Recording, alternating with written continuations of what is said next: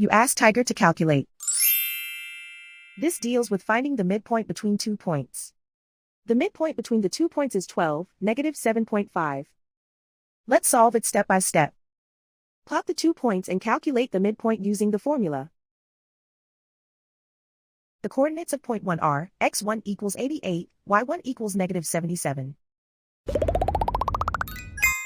The coordinates of point 2 are, x2 equals negative 64, y2 equals 62. PM represents the midpoint of the 2 points.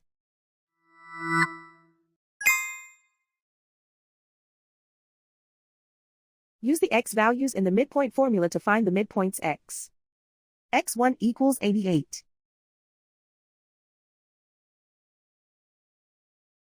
x2 equals negative 64. Simplify the arithmetic.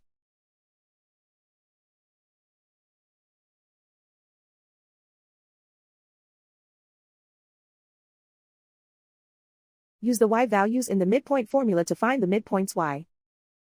y1 equals negative 77.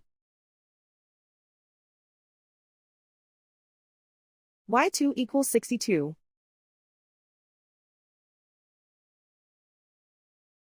Simplify the arithmetic.